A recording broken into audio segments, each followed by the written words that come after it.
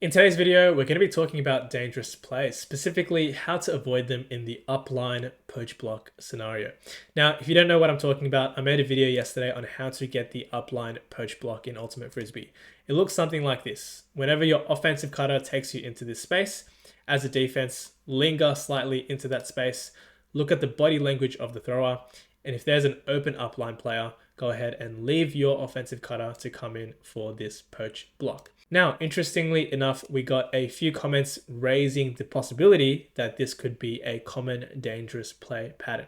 The receiver likely won't see the defender, and the question being posed here was how can we avoid making it a dangerous play? So what I want to do here is walk you through the step-by-step checklist that you should be thinking about so that you can feel confident going for this play, maximizing your chance at getting a block, whilst making sure that the maneuver itself is done in a safe and non-reckless way. So first thing to call out here, and I think Kevin here summarizes it really well, it definitely has the potential to become a dangerous play if done recklessly, but everything in sport lies on a spectrum of safe to unsafe. Poaching is pretty much always less safe than not poaching, and it's the poacher's responsibility to continuously assess whether they can make the D whilst taking a safe line. If you can't, slow down, step aside, just go anywhere but on a collision path. So I think this is a great summary. So what I want to do is take Kevin's response and actually break down exactly what that looks like on a field. So essentially what we want to do when we're in this upline poach block scenario is we want to avoid a collision path. Okay, we want to avoid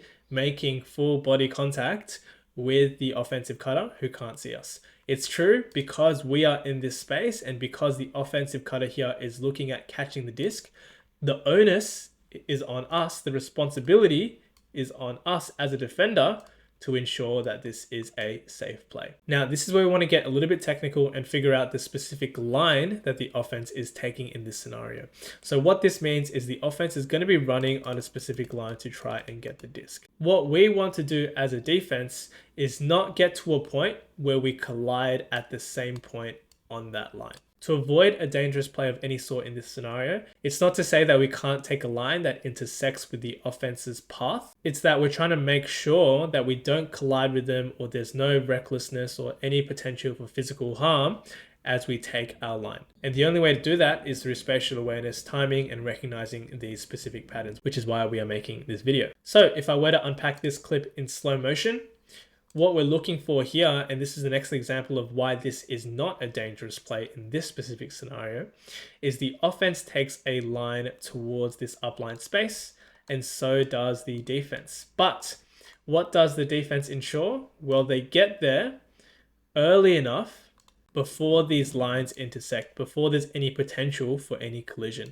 The idea here is the defense has decided to take a line straight towards the disc and not into where the offense is cutting. You'll notice that in this specific scenario, Lucien, the defender here, takes a step with his right foot to change his line, goes further out to avoid any potential for any harm in this scenario, and just sticks his hand in so that he can get the block in a completely safe manner. The principle here is that we're making sure that our line and the timing of us going through that line is not going to intersect with any type of collision path with where the offense is trying to go. So two tools that we should be thinking about to increase our spatial awareness in this specific scenario is to, number one, go early and intercept the disc earlier in its flight path before the offensive player has entered that risk space. Or number two, we can alter our line slightly. So we can alter our line closer towards the sideline and just get our hand in to try and intercept the pass. If we replay this scenario at game speed, you can see all the principles being applied in this scenario where it is a close grab, where the defense is just able to get this intelligent poach block, but it's also done in a safe way that minimizes any potential risk to the offensive cutter. So to summarize, two tools that you guys can use when it comes to avoiding dangerous plays in this scenario: either go early so that your path doesn't intersect with the offensive cutter, or change your line so there's no potential for any sort of collision at the point of the block. One last good example of this is actually Dylan Freechild's universe point block at the World Games this year. You can see here that the line that Dylan Freechild takes does not intersect with the offensive cutter's line, and therefore he's able to go for this block, make a really intelligent play without it being a dangerous option. You'll notice in both these scenarios that it's also the extension of the hand that gets the block, further minimizing the chance of bodies colliding in this specific scenario. So next time you guys are going for these poach blocks on the field, where the onus is on the defense to make sure that it is safe, to ensure that it is not dangerous, make sure, number one, that you try and go early so that you can intercept the path of the disc early in its flight to avoid any potential for any sort of contact. And or number two, where you take a line that does not lead to a collision path with the offensive cutter. Again, err on the side of caution here, and I'll bring you back to Kevin's comment where he says, if you can't ensure that the play is going to be safe, slow down, sidestep, just go anywhere else but on a collision path. Remember, we want to make sure all players are safe when they are on the field playing our beautiful sport. Hope that clarifies this particular poach block scenario. If you have any follow-up questions, let me know down in the comment section below. But hopefully that gives you some insight on how this can be both an intelligent and safe play on the Ultimate Frisbee field. As always, like and subscribe for more Ultimate Frisbee content, hit the bell icon, and I'll see you guys in the next one. Peace.